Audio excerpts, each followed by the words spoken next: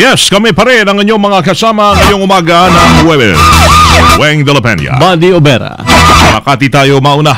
Makati, meron hong basag ang ilong ng isang babaeng pasahero. Oh, alam nyo kung ano nabasag, no? Matapos na mahulog sa sinakyang bus sa Guadalupe, Nuevo. Kanina lang to, mag-aalas 6 ng umaga. Dito lang sa amin malapit. Ang biktima ay nakilalang si Lelaine Sendico Perono, 30 anyos, at taga Zone 4 Signal Village, Taguig. Habang yung bus driver na hindi na nakaligtas pa sa traffic enforcers ay si Maximo Philip Consorbido Miel, 45 anyos, may asawa, taga Laguna. May biyaheng nabotas ang Nicholas Albert bus na may plakang TYJ 682 at may letter na B na nangangulugan na hindi ito pwedeng magbaba at magsakay ng pasahero sa Guadalupe. Sa interview ng XL kay Wilson Balseta, ang traffic enforcer sa Guadalupe, Makati City, ipiniliwanag niyang binilisan ng driver ang patakbo sa minamanayong bus dahil nakita nitong may mga nanguhuli.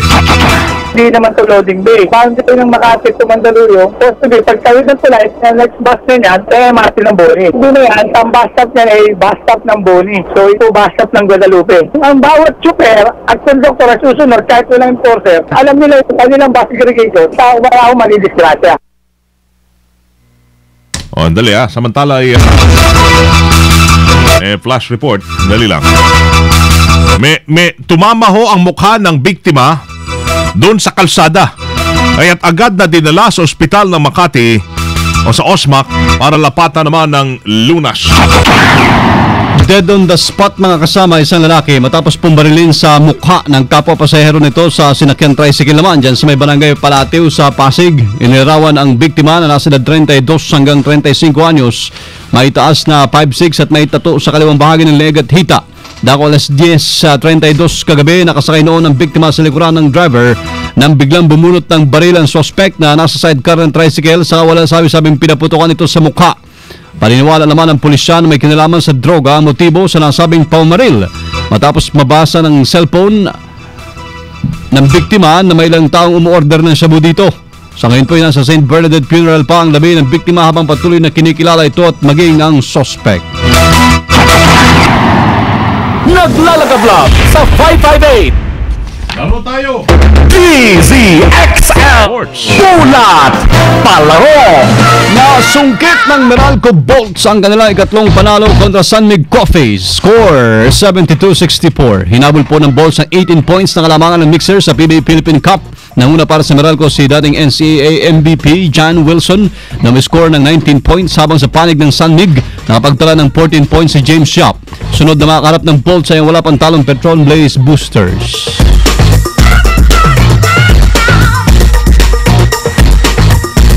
DZXL Showbiz Balita.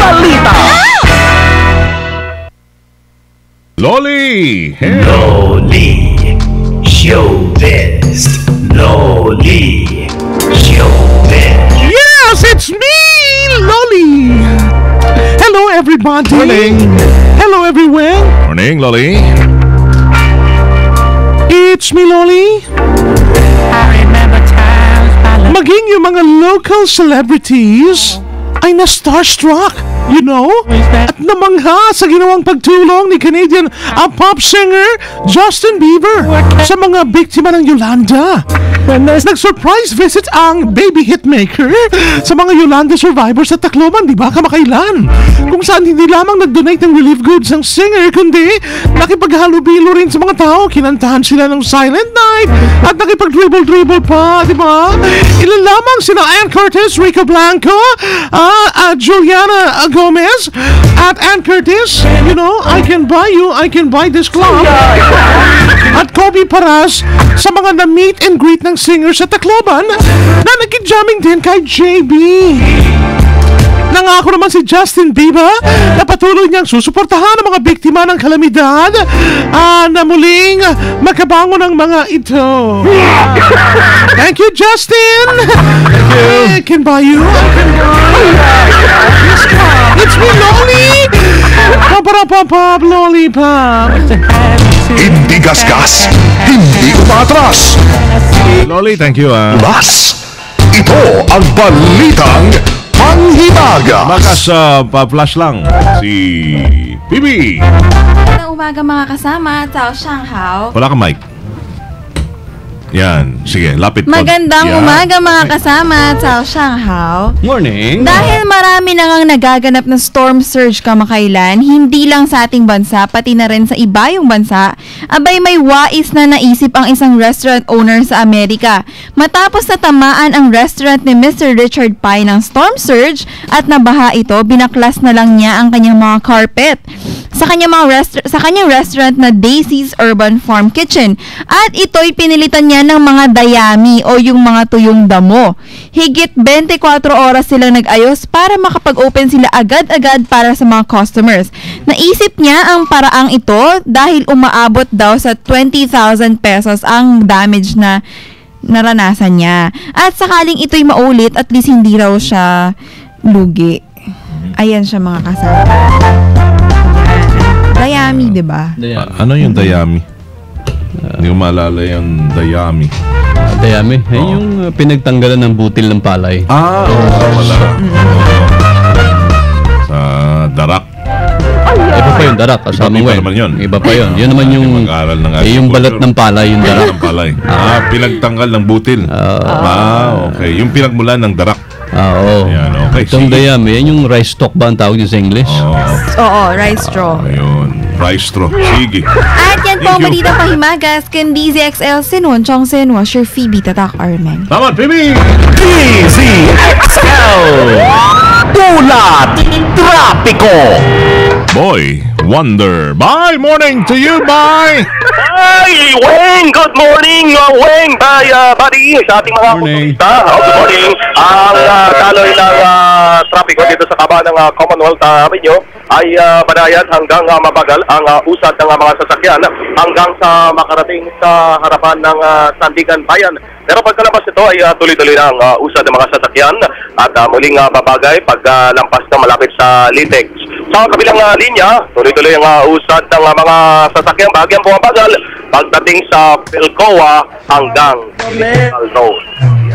MOTTO mo! Ngayon daw with Tono. Baka pwede. Pipilitin ko para sa kapakanan ng entertainment sa ating mga kababayan. At ito'y pinagpraktisan ko. Pagpasensyaan nyo na kung wala sa tono. Dahil po ang inyong lingkod ay hindi naman talaga singer.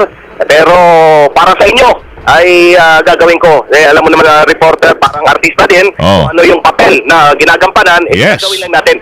Tama yan, tama yan. We have to legalize this, di ba? Humihingi po ako ng paman kung sakaling may Tama. nagagalit, naiinis, nayayamot doon sa gagawin kong ito. Pasko naman eh.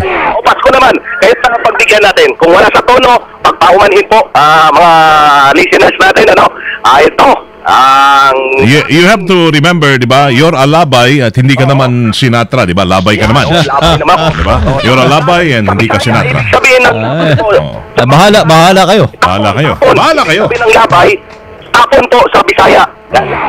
Sa amo aba, ilabay ka. Ilabay. Ibig sabihin, itapon ka sa Tagalog. Yan ang ibig para sa ating mga kababayang Bisaya. Para kay Professor Eric Sanuan dito at Joey de Guzman. Lalo na kay Jennifer Villamor Tusok dyan sa Kalamba. Tututukin na natin. Jennifer Villamor Tusok. Yan, moto. Ang moto with tono, kung magpapagtagaan nyo na, love is like a war, easy to begin, hard to stop. Ha? Ayan. Tapos na pala yun. May bariya ka ba dyan, are? Meron naman. Aga Yung may butas sa Ginaldo gitna. na. Aga-aga pa. Disyembre 16 pa, Ginaldo, di ba? Oo, sinumulan na natin para... Ayan. Parang plaka, natanggal yung karayom. Oo, sobra. Bigla. Oo. Ang mga kababayan natin dyan sa Tacloban, malulungkot sila na dito. Okay. Siyempre, kahit paano Sige, bye. kaya natin, diya kasamang wing at body. Tagalogs! Sa Tagalog, kasamang weng, ang pag-ibig ay parang giyera. Madaling simulan, pero mahirap pigilan.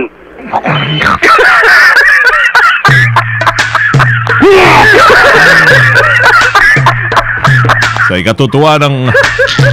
Ewan ko, sino tinamaan doon. Thank you, Mai. Salamat, Mai. Sa imong MOTTO mo with Tono. Yan, Weng at Buddy, kasama mo sa kabahan ng Commonwealth Avenue, Silvestre,